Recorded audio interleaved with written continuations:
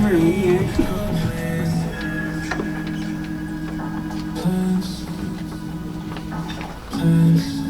Great song. Thank you. 30 seconds? That was you? Yeah, Nice. I appreciate it.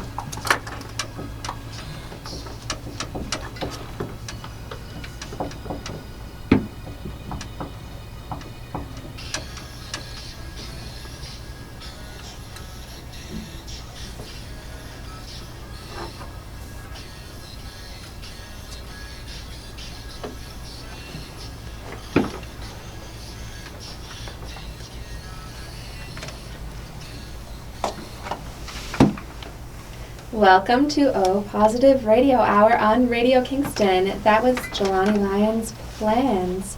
I'm here, Holly Kelly, with Aimee Gardner. Hello. Hello. And I'm here with Jalani Lyon, a.k.a. Jalani Crooks. Hi. Hi, how you doing? Thank you so much for being here. Anytime. Well, we are here today because you're an awesome artist, Thank you. all-around artist, music, visual arts. I appreciate it. And Aimee and Jalani just went on an awesome tour as part of Black History Month. Want to share a bit about that? Yeah, it was February 22nd, I believe. Yeah, I think so. Last year, O Positive had done 2 mural tours, actually, during Black History Month. This year we did 1, and Jalani joined us this year, which made it pretty special. And Karima also joined us, and she performed some spoken word in front of the Ain't I a Woman mural, which is right next to the mural you helped create. So it was really good to hear your personal story about how that mural came about. And are we going to talk about that now? Yeah, I'd love to hear a bit about it. Well, if that's okay. before we get to that, I definitely gotta shout out Aimee because she did a great job guiding the tour and explaining the artists and the artistry and the murals and whatnot, like the backgrounds and giving a great description of everything. So I definitely gotta give a good hand to you, Aimee. Oh, You thanks. definitely did your thing. It definitely goes me on when there's special people in the audience there. So having you there made it really fun for me. Yeah, when you made it fun for me because I got to learn something. I got to see these great murals all over Kingston, and then I got to get a great background behind them. So I just wish more people were there. How much people were there? About 15 maybe? Yeah, the bus was 3/4 full. Yeah, I feel like a lot of people could have benefited from it, especially there's or we could have had it filmed or something, because I know that there's been this talk about, I don't know, the murals in Kingston or whatever, whether they're a good thing or a bad thing or whatever, people are having say in what goes on walls or what goes on in Kingston's buildings, and if they depict the people of Kingston, what did you say, on Sunday or the other weekend? Yeah, so the murals bring about so many emotions and conversation topics, and one of the questions that we always get is, how did this artist come to make a mural in Kingston? Who do they represent? Who are we representing when we represent Kingston? Because there's so many layers of different people here and so much diversity. Especially now with everyone moving to Kingston, so it's getting more diverse day by day. Yeah, and of course, part of that conversation is who is still here, who's being displaced, how and why. What can we do to keep people here, to make them feel welcome and part of the community? And art is an important piece of that, both in creating and maintaining community, but also art is often complicit in the erasure of community. And so how we are representing the community through the art here and supporting artists here so they can stay here and see themselves here still is really important. Yeah, I think that it not only speaks to artists staying here, but I feel like it should have a positive impact on everyone else. Yeah. Because especially kids or whoever, because when I grew up in Kingston, there wasn't all these murals around. Yeah. And if I would have saw all these murals that, would have it might have cheered up my day, or inspired me to do good, rather than I don't know, being in the streets or doing the wrong thing. I feel everywhere you turn you see a beautiful piece. So I don't understand. I can't wrap my head around someone saying that this isn't what Kingston should be doing, or like Right. putting an end to it or putting a stop to it, because like it's a positive thing, and no matter how you look at it, in my opinion. And your mural, will you tell us a little bit more for people who aren't familiar with your mural about what it is and why it's important to our community? Yeah, my mural, the mural I made with Donnie Mapes, is on the corner of Furnace and Franklin. It depicts four Kingston boys who passed away in a fatal car accident, as well as my older brother. So the four boys are Dante Crump, Jonte Clark, Jeff McQueen, and Kyrie Meeks, and my brother is Jeffrey D. Aguilar, who also passed away in a fatal car accident in January of the year that the other four boys passed away. So that was 2015. So I made this piece while different murals were being painted in the year of 2015, in the, like, I think October, I believe. Yeah, it took about a week, and I don't know, it was so fresh still. Like, it was that year that they passed. So like everyone's still mourning, everyone's still like wishing that saying that it was too soon for them. Everyone was like, it was still like the wound was still fresh. So to have done that painting, I met mothers, fathers, daughters, sons, girlfriends, tons of friends, and family of the boys that passed away. Wow. And it was super heartfelt. It was super like terrible. It was just a lot to like take in, and it was all super overwhelming all at one time. And but like I grew up under Dante Crump and Jeff McQueen. Like, they were a few years older than me. They played basketball, so we definitely played basketball together. Went to like basketball camps together, and we knew each other. Like, so it's like to know them and know like how great of people they were. And I went to school with Dante's sister Brianna Crump. We were in the same grade, so I like. For her to lose her brother as I lost my brother, like around the same time as I lost my brother, like I know that pain, like I know that like that familiarity. Yeah. So I don't know, like in my head as I was painting it, like I could hear like things like Dante would say or Jeff McQueen would say, like you better not mess up, you better fix this, you better fix that. Like they're like, because they were like older peers, but they're like coming from a good place. And the same thing with my older brother, like they were to me what my older brother was to them.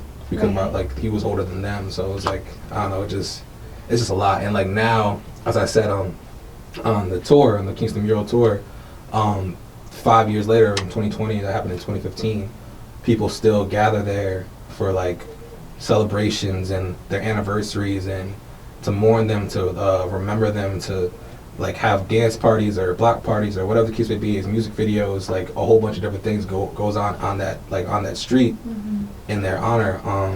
I told the people that when I had the tour that there was one girl, I want to say she was a McQueen. I believe she's Jeff McQueen's niece. She stopped by the wall to have her prom pictures taken. Wow. So it's like, it's a lot. That's powerful. Hey, can you talk a little bit, since we didn't talk about it on the tour, and for people who are just listening in, the mural depicts four men, and there's someone off to the right. Can you tell a little bit about what is in that image and who the person at the right is? Oh yeah, the person at the right is my older brother. My older brother is Jeffrey D. Aguilar. He passed away January 20th of 2015, excuse me. Okay. So yeah, that was my older brother. My older brother was like a father figure to me. So yeah. When I was painting the four of them, he wasn't in mind to be painted at first. But then as I'm painting them, and I'm meeting all their family members, and then like my family members are also coming too. So like everyone's like having this idea, like, why don't you paint my brother Jeffrey, like Jeffrey as well, because he was like a huge figure in Kingston. Like everybody knew him, everybody loved him. Like it was just like these boys, but older. So that's kind of how it came about. Like after being told by numerous people to paint him, like I went about painting him. And in the back is like a unfinished lion, because that's like my name, Jalani Lion. My mother's daycare is Young Lions. He was like Young Lion too. Like that's like that's kind of where it stems from. So it's like, so it's not finished. It's unfinished, quote unquote, but it's like faded. So it's like symbolism kind of. Right. Of course. So yeah. And the building that this is on, how did this end up there? I was honestly, they were putting up the Sojourner Truth mural right next to it, and I literally wasn't even supposed to be there. I was living in Virginia at the time. 'Cause my daughter, I was living in Virginia with my daughter's mother, and my daughter was being born at the time. She was like pregnant with my daughter or whatnot. So I was just visiting for like a week, and my aunt Nina Dawson like had the idea of like something should be painted here. We should paint the boys because they had just passed, and like so, and like she told me to come by. I came by, and then it just happened. Like it was really like a spur of the moment thing, spontaneous thing, and then I did the best I could in a week. So yeah, it's amazing. I can't believe that only took you a week. Oh, I look thank at you. large scale art like this and am baffled. Thank you. I appreciate it. I'm so glad you were there that week. Me too. I mean, yeah, it's crazy now because thinking back on it now, like it was I wasn't supposed to be there that week. It was like a spontaneous thing, but like 5 years later, that wall holds a lot of weight in the city. Like for a lot of families, or for a lot of friends, for a lot of people. So I'm glad I was there too. So I can't bring. I say this all the time that I can't bring those boys back, but is the like I hope that you guys can still like cherish them through this piece. Yeah. I'm sure that's really meaningful. And I think it's meaningful also for, kids who are walking by it and seeing it every day. And it's right near the library, which is also great. Yes. Great spot. Yeah, certain people tell me all the time that, or like, I don't mean to like boast or anything like that. No, please do. This is your opportunity. Go for it. Like, people just say that this wall means so much to like them. So it's like it's more than just a wall. It's like it is them like immortalized almost. So it's like really heavy, and like I said, people go there like ritually to like celebrate them, remember them, and feel like they're with them. There's so much power in art. Yes. Right? True. It can take us so many places and help us process deep loss too. Exactly. Like, and another, like, as you say, there's so much power in art. Like, you could look at a art piece and you like 10 people, 1,000 people, 100 people, whatever, can look at an art piece and they all see different things. So like, for sure, that's definitely a dope thing about art. And I think somebody who doesn't know the story behind your mural can still access the loss that you find here. All right. Thank you so much, Jalani. And Anytime. We are going to cut to some PSAs, and you'll be hearing Black Boy Magic by JB. And hi, welcome back to O Positive Radio Hour. That was Black Boy Magic by JB. And we are here with Jalani Crooks. Hey. How you doing? Good.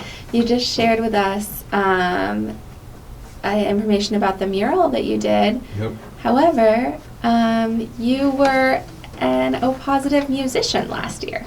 I was. It was a good time. I definitely thank who plugged me into that. I want to say Joe Conqueror or Joe Conqueror or Mike Amiri. Mike Amari. Amari.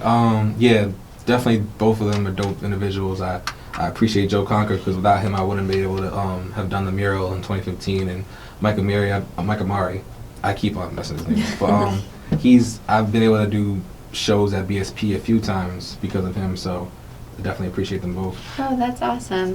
Where did you play during the O Positive Festival? I played at the O Positive Festival at BSP.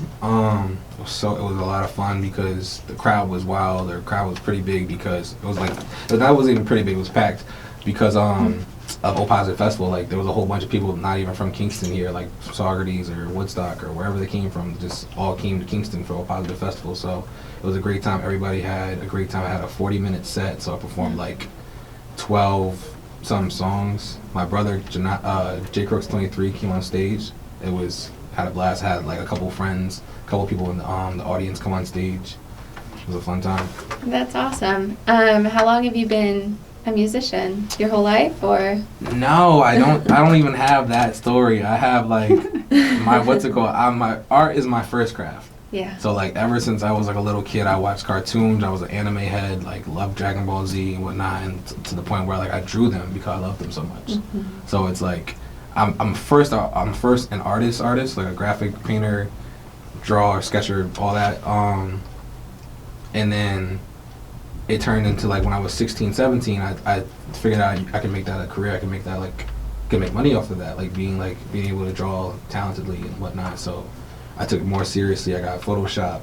I started making logos. I started making single album covers, music covers, clothing designs and whatnot, and painting.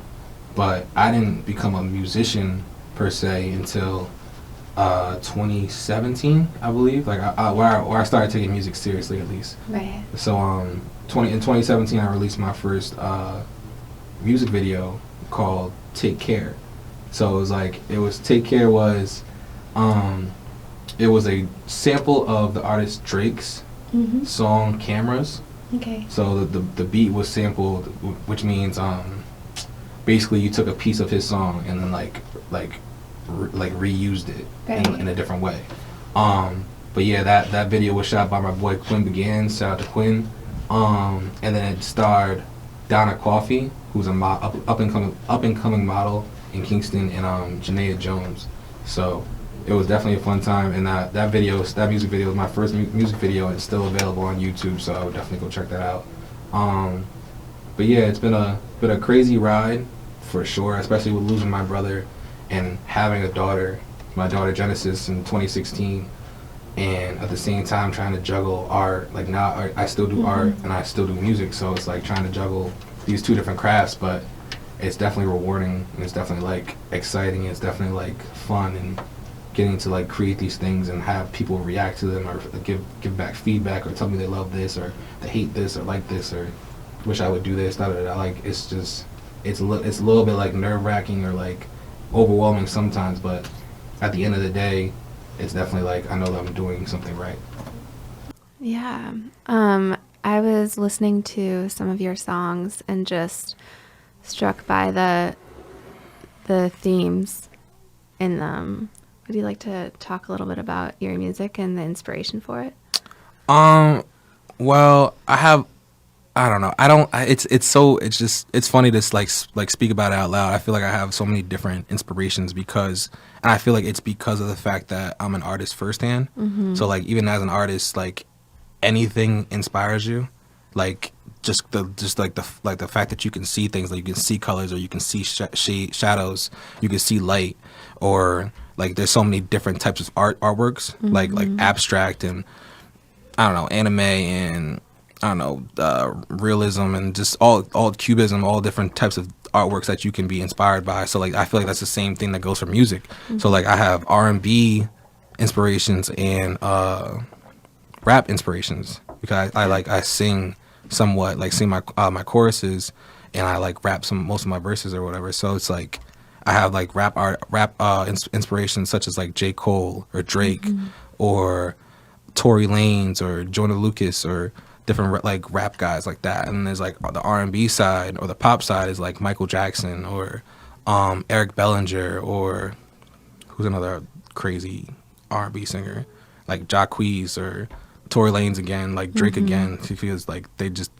my biggest thing is like I want to be like versatile. Right. So like even with art or music, just like I feel like the more you can do, the better like people will appreciate what you're able to do. Like they'll love you more, they'll support you more, this that they're so like I'll have songs where I'm talking to a girl, I'm bigging up a girl, I'm like praising a girl, but there'll also be songs where I'm like talking my trash or telling you my story or like speaking my truth. So it's like there's different things I like doing the melodic songs like Mama, which is like a super catchy, super like positive like vibe energy. And then there's be songs like I want to say Clutter. I don't know if you've heard that. Well, Clutter is a whole different, like a completely different song than Mama, because it's like it has like a serious message and like or serious messages, and it just like I don't know if you really listen or if you really care to listen, you'll understand that.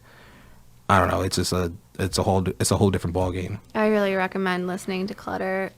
I think it goes back to the Black community being scene in music, and you're really highlighting the struggle that the Black community has through that song. Yeah, definitely. Like different things. Like on Clutter, I don't know, like because most people that hear this probably won't know about Clutter. Like Clutter is a song that talks about all of like a lot of the different struggles that Black people face. Like because I explain in the non-official music video that my boy Quinn McGann shot for me like a couple weeks ago. It's also on YouTube. That we as Black people in America are sometimes viewed as like clutter. So it's like a line from the song is called like my mind is cluttered, I mind my business or whatever. But it's like after I have writing that song, after recording that song, it's like wow, like sometimes I'm viewed as clutter because like I've been dirty looked and I've been like talked badly about or whatever the case may be is just because of the way that I look. Right. So it's not necessarily I've done anything wrong to you, but it's just like my presence bothers you, or it intimidates you, or it offends you, or whatever the case may be is. So there's that. There's that, and there's also the flip side of like even in Kingston like now today we've heard about different gun violences and like acts of like people like other people killing each other. So it's like you have this one side where you're hated for no reason, then you have another side where you're hated because either like over dumb stuff, like you're hated because of like in the song I say over like I don't know, over riches, over cars, over chains, over clothes, over like just over stupid stuff, like stuff that can be like resolved with a conversation, right? Or not even a conversation. It could be resolved with like I don't know, just going your separate ways. So it's like yeah. So and like there's that, like that's what I'm saying. And this is like that's only two things. Those are two huge things in today's society. Right. Another thing is that I feel like women in general are like I don't even know, they are taken for granted, they're taken advantage of in like so many different ways, or they're looked as the lesser of the two genders by a lot of different people, you know what I mean? Like not like everyone, but like I feel like you guys get the short end of the stick. And I think that's why like the art that was shown on the Mural tour is so important, because you're showing people who are women, you're showing Black people, you're showing people exactly, like it's not this homogenous narrative. Of course. And when Aimee was telling me about the artist, I don't remember her name, but like she killed it was this one Boogie Raz. Yeah, the girl that made it. She's a monster. Like she killed that. Like this painting is so incredible. Yeah. And that's the painting on the side of Eddie's on Broadway.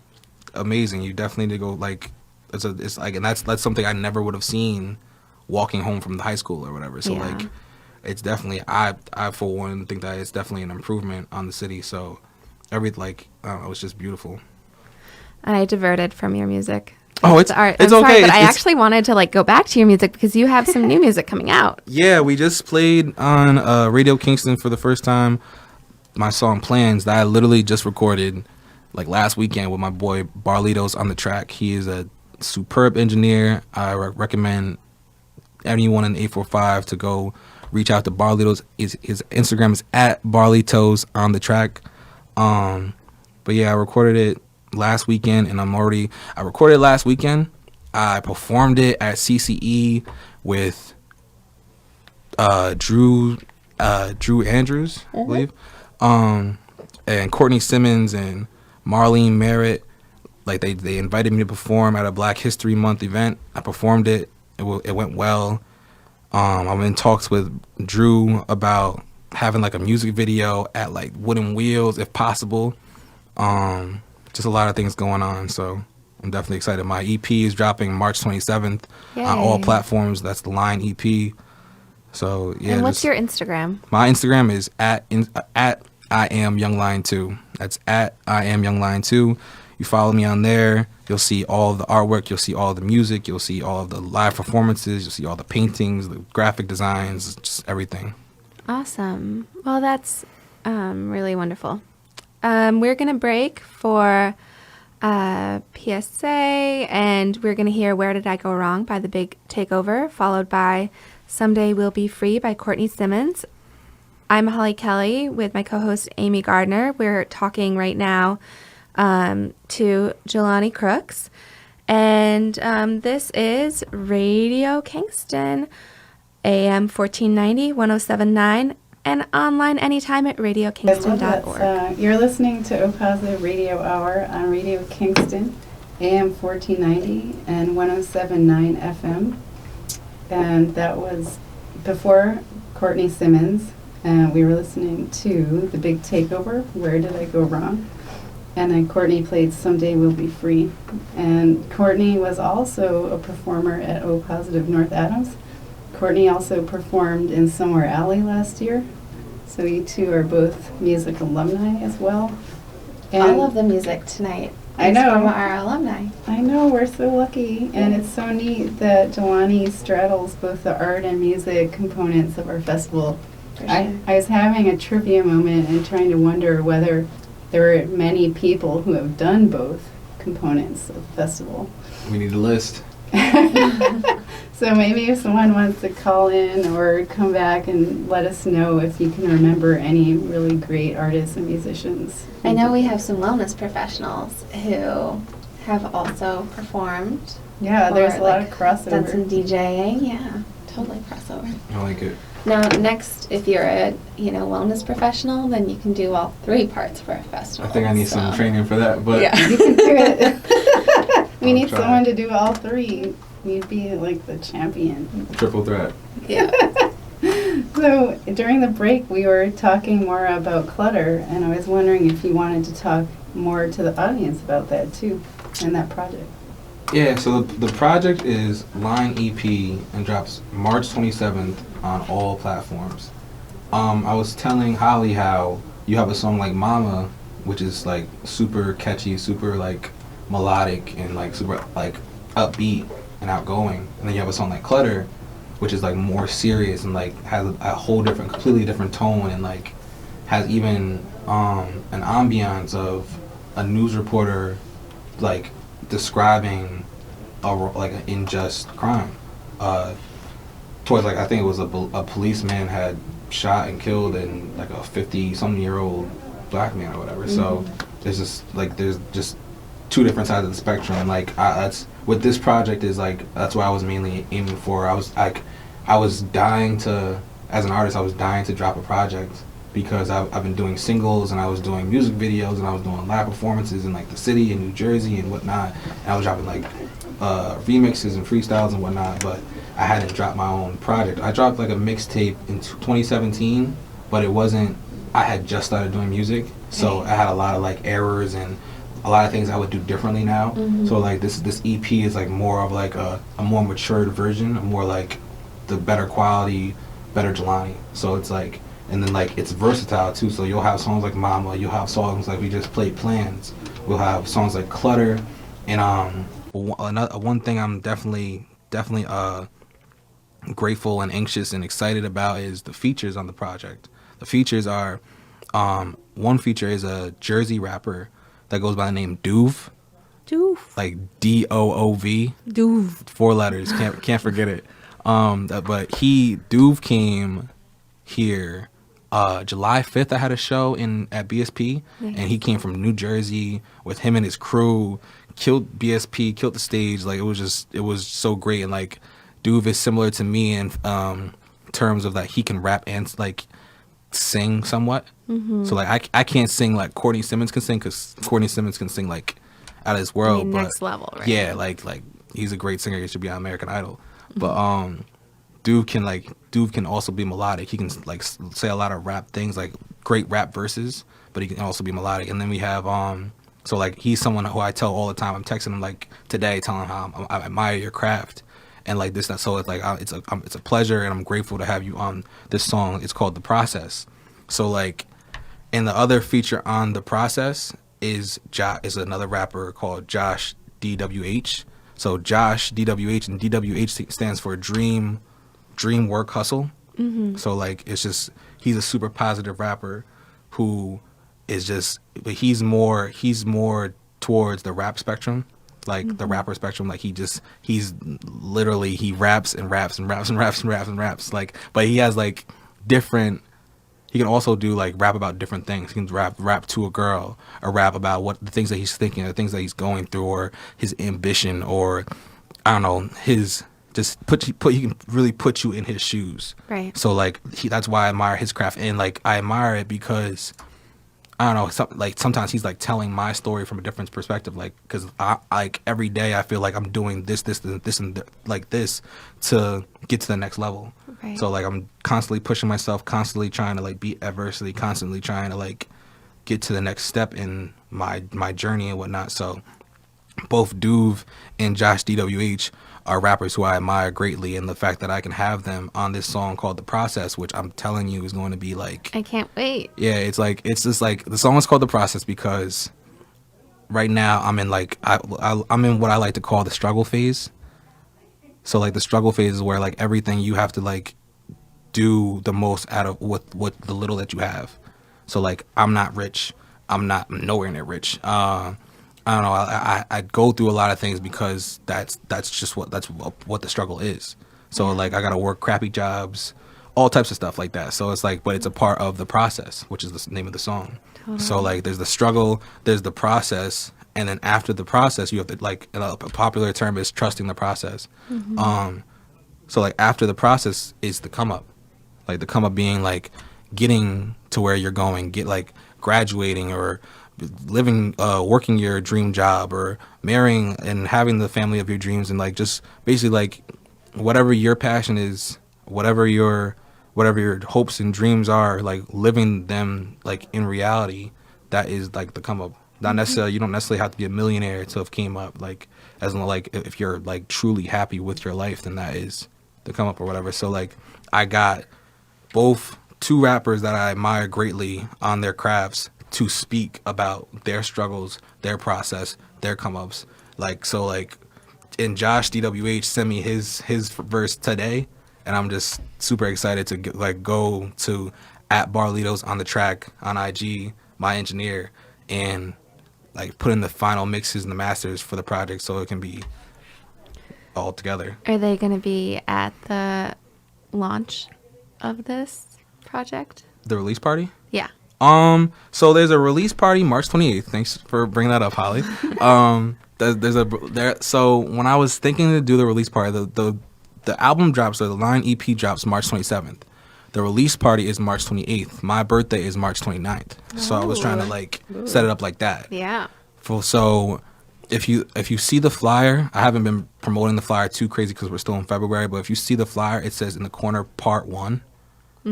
So, and then on the Part 1 aspect, which will be that release party will be at Planet Woodstock Music, which is like a music shop across the street from Mid-Hudson Valley Federal Credit Union. But for that Part 1 release party, it's mainly for kids and for family. When I was thinking about this, I wanted to have one release party for kids and family, like for like an appropriate party, like everybody have clean versions to their song, have a great time, and like have wholesome like fun. I'm probably gonna order pizza and have Gatorades or stuff like that. It should be a blast. But I also wanted to have a second release party for adults with the good stuff. Hey, pizza's good stuff. Pizza is good stuff. We can have pizza beforehand, but during and after is a whole different ball game. So, but yeah, and that's where I want it. I want Duve and Josh DWH to come through for it. Nice. It's just like the only thing is that like I said, I'm still in the struggle phase. So it's like something like I can't just do things like at the drop of a dime, or I like whenever I want to, however I want to. So it possibly might only be the Part 1, but if I can make it happen, the Part 2, like I'm definitely gonna make it happen. But like Part 1 is solidified. I got the venue, talk to the guy, everything is good. I got my special guest acts, which is gonna be Courtney Simmons. Shout out to Courtney Simmons and Nikki the Great. Both beautiful singers, so it's like I hope when they get together that they collab. Like I definitely need my feature because I need Courtney to stop playing and give me a feature. Like we need to get on a song. Nikki the Great too. I love her voice. She's definitely a dope artist. So whenever she's ready to get on a song together, that would be dope too. So it should be a great time. Remind us when and where that is. It is March 28th. which is a Saturday. Yes. And it'll be at Planet Woodstock Music, which is right across the street from Stewart's In Kingston. in Kingston and Mid Hudson Federal Credit Union. Nice. Great. I want to go. So it's Yeah, me too. it's a See dope you little there. spot. Really, It's let's like go. you We'll like. be there. I promise. I mean, I can't say I promise, but most people haven't been to a spot like this for a show because like it's a music shop. So it's gonna be so cool because I feel like I've seen a couple times where people have had live acts at like bookstores and whatnot. So it's kind of that kind of vibe. There's like guitars on the walls and drum kits and like microphones and whatnot. So it should be a good time. Oh man, I That's gonna can't be wait to awesome. go. And it's also going to be hosted by Anastasia Saunders, Annie Saunders. That's my girl. Has a great personality. She's super funny. So there's a lot going on. Awesome. Well, thank you so much for being here and telling us about everything you do. No problem. All the Thank you for art having me. and the way you're contributing to this community. Thank you. You're awesome. You as well. I want to keep it going and go to your party. Yeah, so